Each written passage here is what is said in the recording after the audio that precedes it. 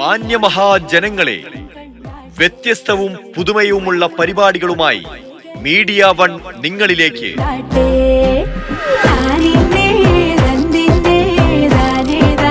നിങ്ങളുടെ ഓരോ പ്രഭാതത്തിലും നിറയട്ടെ നേരിന്റെ വെളിച്ചം, വാർത്തയുടെ തെളിച്ചം.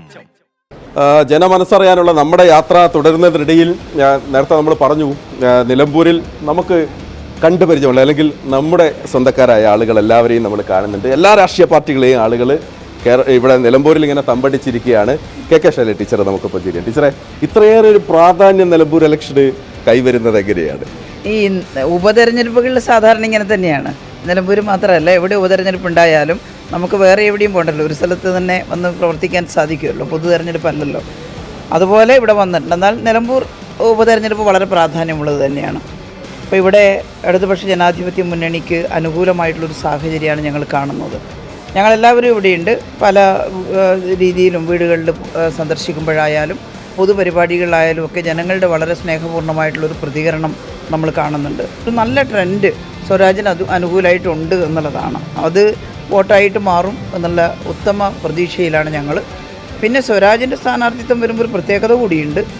യുവാക്കളുടെ കൂട്ടത്തിൽ വളരെ നന്നായിട്ട് എല്ലാ കാര്യങ്ങളും പഠിക്കുകയും പഠിച്ച കാര്യങ്ങൾ പ്രാവർത്തികമാക്കാൻ ഇടപെടുകയും ചെയ്യുന്നൊരു ചെറുപ്പക്കാരനാണ് സ്വരാജ്.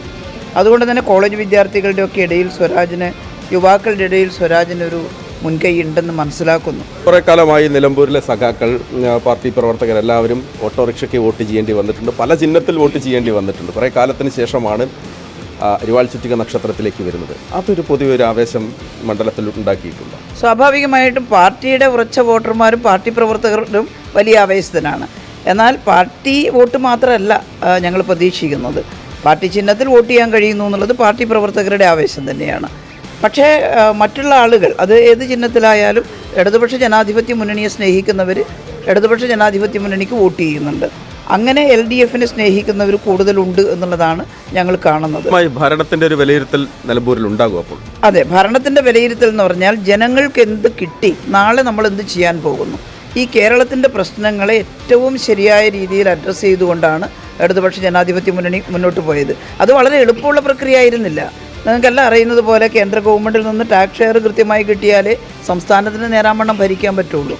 പക്ഷേ അതിന് ഞങ്ങൾക്ക് സമരം ചെയ്യേണ്ടി വരികയാണ്. മത്സരമാണോ അതല്ല രണ്ട് മുന്നണികൾ തമ്മിലുള്ള മത്സരമാണോ ഇത്? ഇപ്പം മത്സര രംഗത്ത് ഒരു സ്ഥാനാർത്ഥി നോമിനേഷൻ കൊടുത്താൽ പല കോണിലുള്ള മത്സരമാണ് വീട്ടിലെ.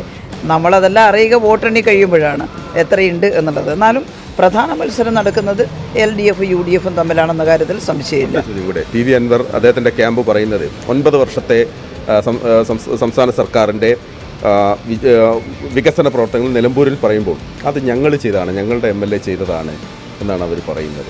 അതാണ് ജനങ്ങൾ വിലയിരുത്തേണ്ടത്. 9 വർഷത്തിന് മുമ്പും ഗവൺമെൻറ് ഉണ്ടായിരുന്നല്ലോ, UDF ഗവൺമെൻറ് ആയിരുന്നല്ലോ. ആ UDF ഗവൺമെൻറ് എന്താണ് ഈ വിദ്യാഭ്യാസ ആരോഗ്യ മേഖലകളിലെല്ലാം ചെയ്തത്? അത് അവർ UDF ചെയ്തിട്ട് നമുക്ക് പറയാം, ഏത് ഗവൺമെൻറ് ഉണ്ടായാലും ചെയ്യുന്നതാണ്, അല്ലേ MLA വ്യക്തിപരമായിട്ട് ചെയ്യുന്നതാണെന്നൊക്കെ പറയാമായിരുന്നു. പക്ഷേ അതല്ല, നിലമ്പൂർ മാത്രമല്ല, എല്ലാ അസംബ്ലി മണ്ഡലങ്ങളിലും നിങ്ങൾക്ക് പരിശോധിച്ചാൽ കാണാൻ സാധിക്കും. എന്നാലും വളരെ സന്തോഷം. അപ്പം വലിയ ആത്മവിശ്വാസത്തിലാണ് കെ ശൈലജ ടീച്ചർ ഉള്ളത്. സർക്കാരിൻ്റെ വികസന പ്രവർത്തനങ്ങൾ അത് തുടരാൻ M സ്വരാജിന് വോട്ട് ചെയ്യണമെന്നാണ് LDFൻ്റെ ക്യാമ്പിൽ നിന്ന് ശൈലജ ടീച്ചർ പറയുന്നത്. നമ്മുടെ യാത്ര തുടരും.